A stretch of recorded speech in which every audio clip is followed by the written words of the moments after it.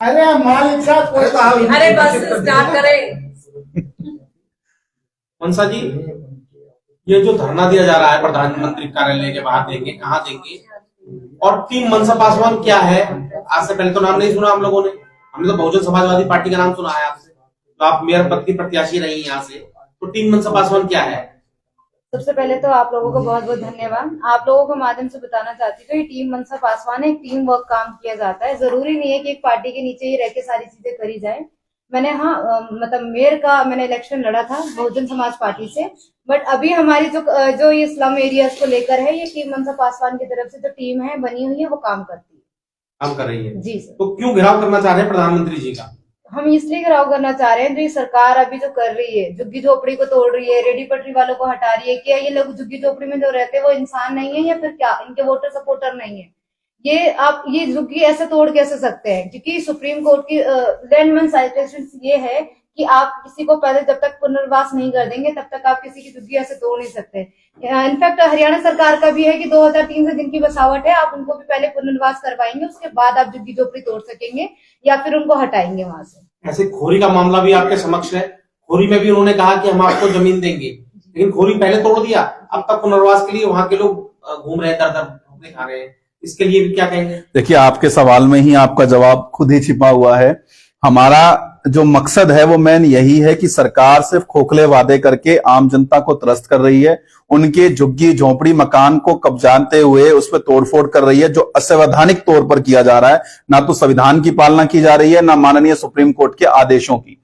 और जैसा खोरी के निवासियों के साथ हुआ, ऐसा हमारे और किसी अन्य साथी, किसी अन्य झुग्गी झोंपड़ी, अन्य किसी कॉलोनी वासी के साथ ना हो, इसी के लिए यह कार्यक्रम किया गया है। और हमारी मांग में स्पेसिफिक ये रहेगा कि हरियाणा के अंदर नहीं, पूरे देश के अंदर जो पहले ऐसे तोड़फोड़ की गई है, जिसमें अभी तक उनको वादा किया गया था सरकार की तरफ से कि हम आपको पुनर्निवास कराएंगे, लेकिन नहीं किया गया है, उनको भी पहले स्थान दिया जाए। लेकिन इस तरह से देखा गया पिछले बीते महीनों में लगातार कॉलोनियों में अलग अलग जगह पर हाई कोर्ट या कोर्ट के आदेशों के अनुसार तोड़फोड़ होगी। पहले नोटिस चस्पा किए जाते हैं, चाहे वो मस्जिद हो, मंदिर हो, या कोई भी जगह हो या कॉलोनी हो। फिर उसके बाद थोड़ा हंगामा होता है, फिर नेताजी पहुंचते हैं, फिर उसके बाद तोड़फोड़ रुक भी जाती है। देखिए, माहौल भी बनाया जाता है। सीधी सी बात है, जो सत्तासीन सरकारें हैं उनको एक अच्छा सा जरिया मिल गया है कि आम जनता को अपने ओर आकर्षित करने का।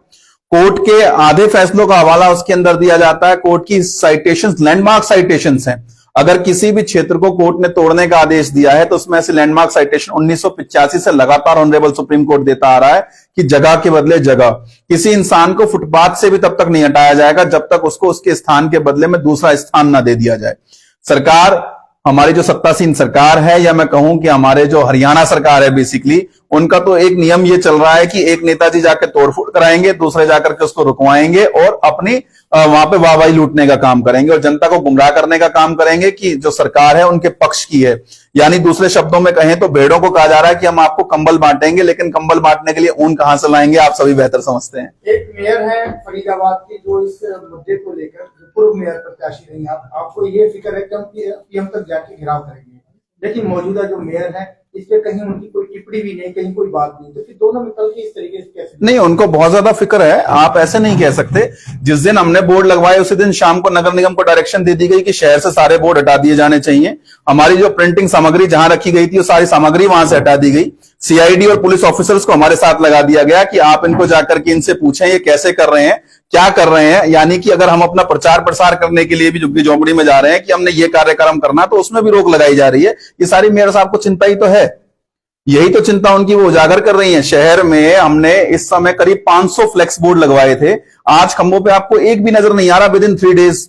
ऐसा, ये सारी उनकी चिंताएं हैं जो सामने उजागर होकर के आ रही हैं, क्योंकि हमारे जो माननीय प्रधानमंत्री हैं शायद वो आम जनता के हित की बात करेंगे। शायद अगर उन तक बात पहुंचेगी तो जो इनके मन के अंदर जो चीजें चल रही हैं, यानी कि जो तोड़फोड़ का इनका कार्यक्रम चल रहा है, एक सोचने वाली बात यह है कि मैं कोई जाति वाली टिप्पणी नहीं करना चाह रहा, लेकिन आप खुद देखिएगा कि नगर निगम के इस समय ज्वाइंट कमिश्नर जो तोड़फोड़ दस्ते के साथ काम कर रहे हैं, उनके कास्ट क्या है और हमारी मेयर साहिबा की कास्ट क्या है। आपको खुद ही स्पष्ट हो जाएगा कि ये मिलीजुली सरकार किस प्रकार से काम कर रही है। बात कर रहे हैं प्रधानमंत्री के घेराव की, उससे पहले हालांकि हमें कोई जानकारी नहीं, हो सकता आपने कोई स्टेप बाय, क्योंकि सीधा स्टेप बाय स्टेप चला जाता है।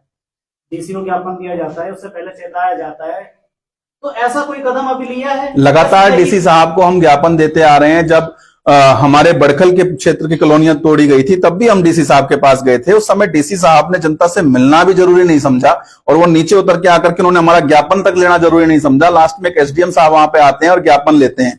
हर बार एक ही तरीका होता है कि ज्ञापन लिया जाता है डीसी साहब के जरिए, एसडीएम साहब के जरिए, लेकिन मेरे को हमारे तत्कालीन डीसी साहब और इससे पूर्व भी जो फरीदाबाद के डीसी रहे हैं वो मेरे को बता दें कि एक भी ज्ञापन पे किसी की बात सुनवाई गई हो या आगे भेजा हो, उसकी रिसीविंग ला के दिखा दें कि आपने माननीय राष्ट्रपति के नाम ज्ञापन दिया था, ये वहां पहुंचाया गया है और इस पे ये पत्र आया है या ये टिप्पणी आई है। सिर्फ डस्टबिन में हमारे जो डीसी एसडीएम्स हैं वो जनता से लेकर के ज्ञापन को डस्टबिन में डालने का काम कर रहे हैं। ये बड़ी हैरत भरी बात है। जहां पर डीसी को चाहिए एक जिला अधिकारी है वो जिला उपायुक्त, तो शायद जिले में सबसे बड़ा दायित्व उसी का है।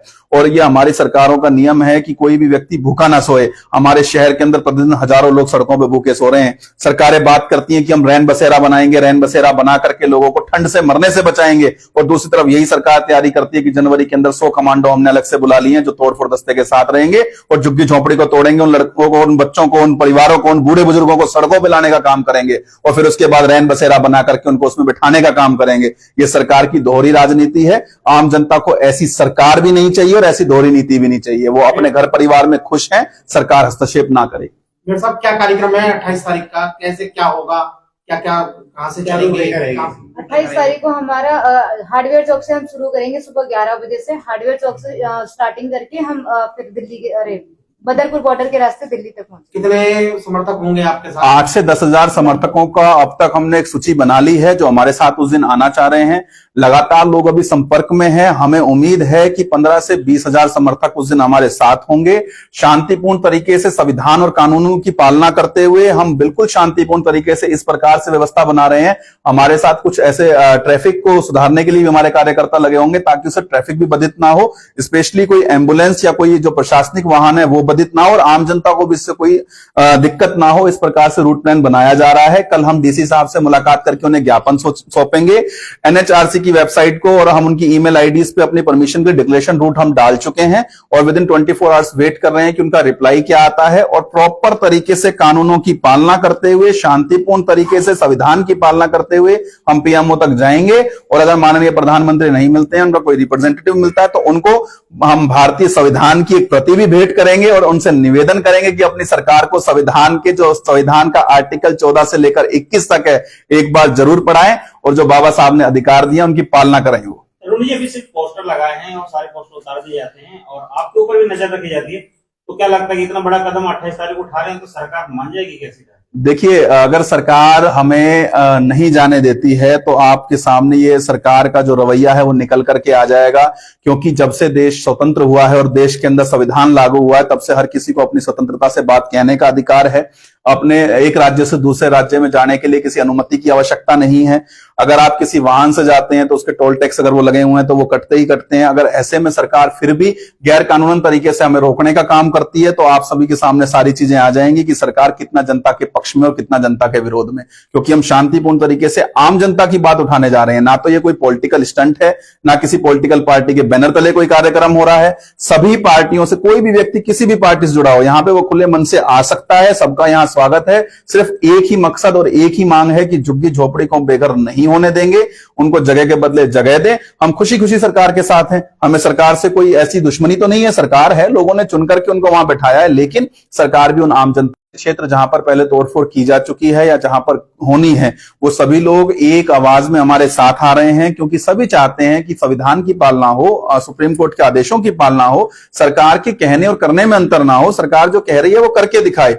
इसमें चाहे वो भारतीय जनता पार्टी के कार्यकर्ता ही क्यों ना हो, वो भी हमारे पास आ रहे हैं। बहुत सारे क्षेत्र हैं, अभी मैं उनका नाम उजागर नहीं करूंगा, हो सकता है उनकी पार्टी की तरफ से उनके ऊपर कोई प्रेशर आ जाए और वो ना आ पाए। ऐसे ही एक बड़ौली में भी चल रहा है 3 गांवों में तोड़फोड़ को लेकर धरने, तो वहां के लोग भी शामिल हो सकते हैं? जी बिल्कुल शामिल होंगे। बड़ौली में आज शाम को हमारी मीटिंग भी है 6 बजे।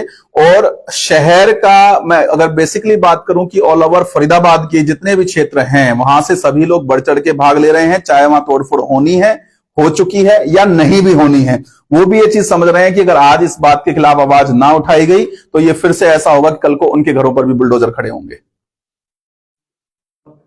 धन्यवाद।